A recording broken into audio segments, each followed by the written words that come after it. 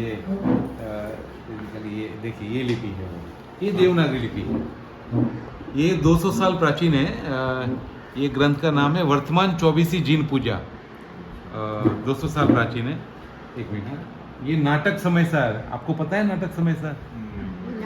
जी, पंडित बनारसी दास जी आगरा में, उन्होंने 400 साल पहले समय सार जी का पद्यानुवाद किया है ना, as a name of under नाटक समय सार। वो पेपर में किया है, तभी कागज आ गए थे 400 साल पहले। और ताड़पत्र में ये जरा ये दो मिनट। दक्षिण भारत में वो परंपरा है कि हर गांव में, जिनालयों में और घरों में ताड़पत्र ग्रंथ 2000 सालों से वहाँ रहते हैं। वो जीर्ण होने से पहले वही श्रावकगण, प्रतिमाधारी व्रती श्रावक उसका प्रति आवृत्ति बना के, वो परंपरा 2000 सालों से चल रही है। क्योंकि ये ताड़पत्र ग्रंथ का लाइफ होता है अकॉर्डिंग ये आर्कियोलॉजिकल के हिसाब से 600 साल, 650 साल, यदि बहुत अच्छे से उसको प्रिजर्व करके रखा तो। नहीं तो ये उसका जो नेचुरल मॉइस्चर यदि निकल जाता है तो वो चूर होके, पूरा ब्रिटल होके चूर हो जाता है। तो उसको मॉइस्चराइज रखना हमारे लिए बहुत ज़रूरी है। तो वो 600 650 साल तक वो रहता है। अभी मॉइस्चराइज करने के लिए हम उसको प्रिजर्व करते हैं। तो प्रिजर्व करने के लिए सारे नेचुरल एक्सट्रैक्ट का उपयोग करते हैं, कोई ऐसा केमिकल्स वगैरह नहीं करते हैं। तो उसमें हर एक पांच प्रकार के नेचुरल एक्सट्रैक्ट का पूरा एक कंबाइंड पॉट बना के उसको हर एक में अप्लाई करते हैं। वो सारे केमिकल वेरी स्पेशलाइज है और हर एक का एक अपना अपना प्रॉपर्टी है। तो वो उसका जो कॉम्बिनेशन डिपेंड करता है कि वो ताड़पत्र का कंडीशन कैसा है। यदि एकदम ड्राइड है तो उसमें वो कैस्टर ऑयल को थोड़ा ज़्यादा रखा जाता है परसेंटेज वाइज। उसमें यदि जीव लग गए हैं तो क्लोव ऑयल एंड ये नीम सीड ऑयल, वो थोड़ा उसका परसेंटेज बड़ा है। ऐसा करके उसको एक प्रॉपर कॉम्बिनेशन पॉट बना के उसको अप्लाई करते हैं दोनों साइड। तो जो गाँवों से जो ग्रंथ आते हैं, जो हम उनको घरों में जाके रिक्वेस्ट करके जिनालयों में कमिटी से कि भी हम जिनवाणी माता को हम सुरक्षित करके आपको ही देंगे वापस। जैसे ये जिनवाणी अभी यहाँ से लाए गए अपने विशाखाचार्य तपोनिलय से। ये विशाखाचार्य तपोनिलय जो अभी आप जाओगे, अभी अजितनाथ स्वामी का जिनालय जहाँ पर अभी प्रोग्राम है 3 दिन चलने वाला है। 720 जिनेंद्र परमात्मा का वहाँ पर विराजमान होने जिनालय 324 जिनालय। तो वहाँ वो जिनालय में करीब 101 ग्रंथ है। तो उसमें से 50 ग्रंथ अभी अपन सुरक्षा और प्रिजर्वेशन, डिजिटलाइजेशन के लिए वहाँ से लाए हैं। सब हिंदी समझते हैं ना? हाँ जी। तो ये इसका वही प्रोसेस जब वहाँ से आता है तो पता नहीं उसको कितने साल पहले हैंडल किया होगा, कि उसका प्रिजर्वेशन कब किया होगा। तो हमने एक स्टैंडर्ड ऑपरेटिंग प्रोसीजर बनाया है, एसओपी, और सारा कार्य एसओपी बेस्ड होता है कि ताकि हम भी न रहे और कोई आके भी यदि वो एसओपी को फॉलो करता है तो वो डिजायर रिजल्ट हमें मिल जाएगा जो भी अपना। तो अकॉर्डिंग अभी ये ग्रंथों को खोला जाएगा। तो सबसे पहले उसमें जीव अवलोकन, कि उसमें जीव अवलोकन कि जीव अंदर है कि नहीं, सूक्ष्म जीव अंदर की है या नहीं है, वो जीव अवलोकन रहा तो फिर उसको जीव परिमार्जन, कि भी जीवों को पहले हटाया जाए, उनको सुरक्षित किया जाए। उसके बाद में, क्योंकि जिनवाणी माता की वही आज्ञा है कि सबसे अहिंसा परमो धर्म, सबसे पहले जीवों की प्राणी संयम सबसे पहले करना। तो जीव अवलोकन के बाद जीव परिमार्जन, और फिर उसको सबसे बड़ा चैलेंज का काम हमारा क्या होता है कि इसको क्रम में लगाना, क्योंकि ये ताड़पत्र ग्रंथों में कहीं बाइंडिंग नहीं होता है, ये पूरा फ्री होता है। तो उसके पत्र अस्त व्यस्त हो सकते हैं, क्योंकि ये लिपि जानने वाले बहुत सालों से नहीं हैं, और जिन्होंने इनको संभाला है तो वो पॉसिबल है कि वो अस्त व्यस्त हो सकते हैं। मतलब वो 5 तरह से अस्त व्यस्त, कि फ्लिप लेफ्ट टू राइट, पत्र लेफ्ट टू राइट, और फ्लिप टू फ्लॉप, और क्रम अप टू डाउन। मतलब 1 नंबर बीच में रहेगा, 50 नंबर ऊपर रहेगा, 100 नंबर और कहीं रहेगा, 80 नंबर और कहीं रहेगा। तो जब हम उसको डिजिटलाइज करते हैं स्क्रीन में, तो उसको क्रम में करना बहुत अनिवार्य है। क्रम में करने से क्या होता है, क्रम में यदि नहीं किया तो कोई भी स्कॉलर जब भी इसको रिसर्च करना, डिकोड करना चाहेगा तो उसको कुछ लिंक ही नहीं मिलेगा। ये यदि ये फिजिकल ग्रंथ अपने सामने है तो 50 पत्रों को सामने रख के वो टैली करके भी पुरुषार्थ करके वो कर सकता है कि इसके बाद ये होगा, इसके बाद ये हो सकता है। लेकिन स्क्रीन पे it is next to impossible, क्योंकि 50वां पत्र यदि 80वें स्थान में है, 30वां पत्र पहले स्थान में है, वो टैली करना किसी भी स्कॉलर के लिए पॉसिबल नहीं है। तो सबसे पहले हमारा वो कर्तव्य है, हम लोग उसको पहले क्रम से लगा के उसको ऑर्गेनाइज करते हैं।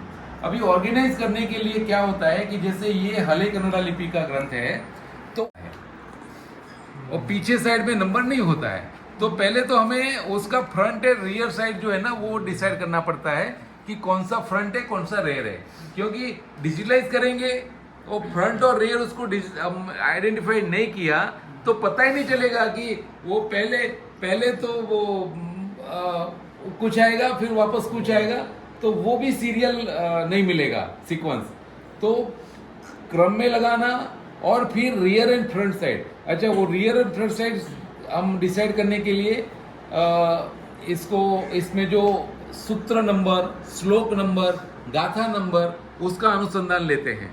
और यदि वो भी नहीं है तो फिर हम स्पेशल वो उसके जो स्कॉलर है उनका हेल्प लेके वो क्रम से लगाते हैं और रियर एंड फ्रंट साइड करके फिर उसको हम डिजिटलाइज करते हैं, ताकि जो हमें ग्रंथ हमें जो मिलता है वो एकदम श्योर शॉट क्रम में लगा हुआ मिलता है। जब भी स्क्रीन में, तो कहीं भी जब स्कॉलर को उसको रेफर करना हो तो उनको पूरा अकबंद पूरा ग्रंथ उनको मिल जाता है। तो इस तरह उसके बाद में हर एक ग्रंथ का हम परिचय लेते हैं कि भाई वो एक फॉर्मेट है हमारा स्टैंडर्ड कि कब लिखा गया, कहाँ लिखा गया, किस मूल रचयिता कौन है और हु स्क्रिप्ट बाय, किसने लिखा है और क्या लिपि है, क्या लैंग्वेज है और कितने पत्र मिसिंग है। और वो सारा डेटा हम एक लेबल और नंबर ऑफ टोटल कितने पत्र अवेलेबल है और साइजेस क्या है, वो सारा डेटा एक लेबल बनाते हैं और हर एक ग्रंथ के साथ उसको अटैच करके, अच्छा उसका विषय वस्तु क्या है, वो विषय वस्तु वापस हर एक ग्रंथ के पीछे हम एक फाइल बनाते हैं और उसमें हम उसको अटैच करके हर एक ग्रंथ के साथ हमारा आगे होता है। तो ये जो स्टैंडर्ड ऑपरेटिंग प्रोसीजर है वो उसी को फॉलो करके सारा प्रोसेस होता है। ऐसा नहीं है कि ग्रंथ आए और कैसे भी पहले कुछ भी किया पहले, तो वैसा नहीं, एकदम सिस्टमेटिकली पूरा साइंटिफिक वे पूरा प्रिजर्व करके उसको नए वस्त्र में बंधन करके और वही गांव में, वही जिनालय में, वही घर में जाके वो विराजमान कर देते हैं। तो इस तरह से पूरा हमारा ये जिनवाणी संरक्षा का कार्य चलता है। हाँ जी, हम डिजिटलाइज उसको करते हैं, वो एकदम लेटेस्ट फॉर्मेट में और एकदम हाई रेजोल्यूशन में करते हैं। और लिपि वही रखते हैं। हाँ, वो अभी तो हम खाली स्कैनिंग करते हैं। लिपि करने के लिए उसका विषय वस्तु के लिए देखिए, इसमें जो ग्रंथ है ना, बहुत एक ग्रंथ 90% ग्रंथ तो प्रकाशित हो चुके हैं। कुछ मैथमेटिक्स के ग्रंथ है, कुछ ज्योतिष के ग्रंथ है, कुछ जिनवाणी सब दिगंबर आचार्यों के लिखे हुए हैं, कुछ इसके अपने मैथमेटिक्स, ज्योतिष और ये क्या बोलते हैं वैद्य, आयुर्वेदा और मेडिसिन, वो भी सारे ग्रंथ है बहुत सारे।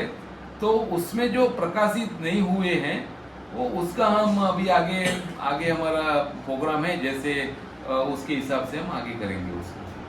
तो हम डिजिटलाइज, ये एक्चुअल में ये ग्रंथ का लिपि कोई नहीं जानता है, तो पहले इन ग्रंथों को पहले समझने के लिए, उसका बाइफरगेट करने के लिए कि उसका चैप्टर, उसका अधिकार जो भी क्योंकि इन ग्रंथों में न तो कहीं फुल स्टॉप होता है, न तो कहीं कॉमा होता है, न कहीं पैराग्राफ होता है। तो पता नहीं चलता है कि प्रथम अधिकार, जैसे तत्वा सूत्र जी के 10 अधिकार है, तो प्रथम अधिकार कहाँ कब खत्म हुआ और दूसरा अधिकार कब शुरू हुआ, तो वो हमें नहीं पता रहता है। तो जब स्क्रीन पे लेते हैं तो उसको बाइफ्रिकेट करके उसका फोल्डर बना के हम करते हैं। तो वैसा करने के लिए ये लिपि भी हमें जानना जरूरी है, एटलीस्ट एक लेवल तक। उसको पूरा विषय वस्तु को ट्रांसलेट ना करो, उसके लिए स्कॉलर का हेल्प लेना पड़ेगा, लेकिन वो उसके लिए पहले हमने ये भी परिश्रम किया। ये इसमें समयसार जी है ग्रंथ लिपि, जो तमिलनाडु में अभी जो मॉडर्न तमिल चलती है, तो 200 साल पहले ग्रंथ लिपि चलती थी, जिससे ये ग्रंथों का लिपिबद्ध किया गया था। तो वो ग्रंथ लिपि में समयसार जी पूरे 415 गाथा के साथ और आचार्य अमृतचंद्र स्वामी की आत्मख्याति टीका सहित संपूर्ण ये ग्रंथ लिपि में पूरा ट्रांसलेट किया है, क्योंकि ये ट्रांसलेट करने का हेतु सिर्फ इस लिपि को आत्मसात करने का है, ताकि हमें पता चले कि हम यहाँ क्या कर रहे हैं। वो काले अक्षर भैंस बराबर ना हो, वो हम क्या कर रहे हैं, हम क्या करने जा रहे हैं, वो हमें पता चले। तो पहले आपने तामिल की जो 200 साल पुरानी कहीं और लिखा होगा, उसको आपने इस बुक में लिया? हाँ, नहीं, ये जो समयसार जी है, वो समयसार जी देवनागरी लिपि में है। हाँ। तो उसका ट्रांसलेशन इसमें किया, तमिल में किया, तमिल, हाँ, 200 साल पुरानी तमिल, हाँ, ग्रंथ लिपि। इसको मैच करते हैं। हाँ, उसको तो हमें एवरी टाइम इसके सूत्र, इसके श्लोक इस बुक से मैच करते होंगे। हाँ, तभी आपको पता चलेगा कि क्या लिखा है। हमने किया है ना कि इसमें जब हम उसको ओपन करते हैं तो वही हमें मिलता है जो हमने जो लिखा है और अभी जो हमारे पास है। तो इसमें तो रिपीटिशन बहुत होगा ना, समय सार पता चला 40% समय सार ही निकल के आ रहा है हर मंदिर में से। हाँ, वो तो रिपीटेड तो होता है, लेकिन उसमें टीका डिफरेंट हो सकती है। टीका मूल गाथा, जैसे 1000 साल पहले आचार्य अमृत स्वामी ने टीका की, फिर देवसेन आचार्य ने टीका करी, ऐसे और विद्वानों ने टीका करते करते टीका अलग अलग हो सकती है, लेकिन मूल ग्रंथ का जो विषय वस्तु है वो वही रहता है। लेकिन जो भी ग्रंथ को हम हाथ में लेंगे तो उसको अक्सर सब वैसा ही करेंगे, वैसा ही उसको देखा जाएगा, उसमें कोई भी हमारी तरफ से कुछ एड ऑन एडिटिंग कुछ भी नहीं। बताता हूँ, जैसे हमारे पास जो 225 ग्रंथ यहाँ पर विराजमान है नीचे, उसमें आप देखिए श्री पुराण, नंबर ऑफ श्री पुराण मतलब हमारे यहाँ महापुराण आदि पुराण कहा जाता है, यहाँ पर साउथ में उसे श्री पुराण बोला जाता है। तो नंबर ऑफ मतलब 6-7 श्री पुराण है। जैसे तत्वार सूत्र जी तो 3-4 रहेंगे, द्रव्य संग्रह जी 3-4 रहेंगे, सब क्योंकि अलग अलग घरों में से, अलग अलग जिनालयों में से उन ग्रंथों को लिया जाता है, और उन्होंने स्वयं के स्वाध्याय के लिए और दूसरे श्रावक गण के स्वाध्याय के लिए उसकी अपन कैसे अभी हजारों समयसार जी, हजारों पांडव पुराण जी अपन प्रिंट करके हर घरों में, हर अलमारी में, जिनालयों में मिलते हैं स्वाध्याय के लिए, तो वैसे वो समय में भी उतनी क्वांटिटी नहीं होती थी, क्योंकि एक ग्रंथ लिखने में कम से कम 6 महीना 8 महीना का समय जाता था। तो वो लोग एक ग्रंथ लिया तो 2-3 साल तक उसकी 5-6 कॉपी बना के कहीं जिनालयों में, कहीं मुनिराज को, कहीं श्रावक वर्ग को वो स्वाध्याय के लिए देते थे। तो ये परंपरा जो चल रही थी, तो वो अभी क्षुप्त हो गई है, क्योंकि अभी प्रिंटिंग मीडिया आ गया है। तो प्रिंट मीडिया की वजह से वो सारा वो अभी ये अभी बंद हो गया है। हमारे पास लेटेस्ट ग्रंथ है, कुछ 100 साल पुराना है, कि उसके बाद में हमारे पास ताड़पत्र ग्रंथ नहीं है कि जो हाथ से लिखे हो। तो अभी क्योंकि प्रिंटिंग सब टेक्नोलॉजी आने की वजह से सारा ये इसी के थ्रू होता है। ये कितना पुराना होगा? ये इसका अभी परिचय बाकी है, लेकिन एडहॉक ये 280 से 300 साल प्राचीन ईयर्स तक उसमें वो दिमाग वगैरह, टर्माइट और पाउडर और जीव वगैरह नहीं लगते हैं 30 साल तक, 20 साल तक। फिर बाद में उसको वापस एक बार और हैंडल करके एक बार और प्रिजर्वेशन करना पड़ेगा। तो वो करते करते आया है इतने, आज ये 300 साल मतलब 15 पीढ़ी से ये जिनवाणी माता हमारे पास उपलब्ध है ये कंडीशन में। तो वो दिखाता है कि वो 300 सालों से लगातार उसको उसमें मैच प्रिजर्वेशन कहीं ना कहीं, भले उसमें वो लिपि नहीं समझते हैं, उसका क्रम आगे पीछे हुआ है, दैट इज ट्रू, लेकिन हमारा सौभाग्य है कि उन्होंने संभाला है और इसीलिए आज हमारे पास आए हैं। हम उसको परिपूर्ण कर रहे हैं, उसको क्रम से लगा रहे हैं, उसको डिजिटलाइज कर रहे हैं, उसको एकदम प्रॉपर पूरा ऑर्गेनाइज करके वापस उन्हीं को दे रहे हैं और उसमें वो इस तरह से हम मार्किंग भी करते हैं ताकि आने वाली पीढ़ी जो ये लिपि भी नहीं समझते हैं, एटलीस्ट उसको क्रम में तो रखेंगे, उसको संभाल के तो रखेंगे। हमारा एसओपी में वो भी इन्वॉल्व है कि भाई वो कौन सा प्रिजर्वेशन कैसे किया जाता है, अंदर क्या क्या एडिशन किया जाता है, कितना चाहिए, वो भी सारा डेटा उसमें हमारा एसओपी में इन्वॉल्व है।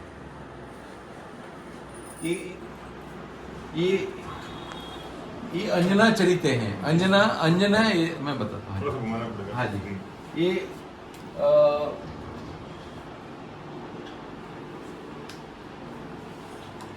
कामदेव मोक्षगामी तदगम मोक्षगामी हनुमान के माता अंजना माता का ये जीवन चरित्र है।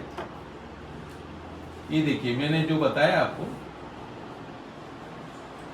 पहले उसका टाइटल है कि अंजना चरित्र। ये देखिए अभी इसमें पत्र नंबर 1 नहीं था, पत्र नंबर पहले मिसिंग ही था, तो अभी 2A से हमारा वो स्टार्ट हुआ, तो उसका डेटा में जाता है कि विच इज मिसिंग, तो लिखा जाता है कि एक number is missing, not available. क्योंकि जो नहीं, अभी देखो 2B 3A, ये भी आपने डाले नंबर ना? हाँ जी, सारा को ऑर्गेनाइज करके सारा वो यही यही कार्यशाला है, यहीं बैठ के वो पूरा दिन भर यही काम होते रहता है। जैसे 3A 4A 4B 5A 5B 500A 500B like that. ये पूरा एकदम इंटेक्ट पूरा ग्रंथ करके वापस इसी तरह से बंधन करके, हाँ पूरा, और वो अप्लाई करके वापस रख देते हैं। आपने आज तक का सबसे प्राभृत त्रय है, 300 साल पुराना है प्राभृत त्रय।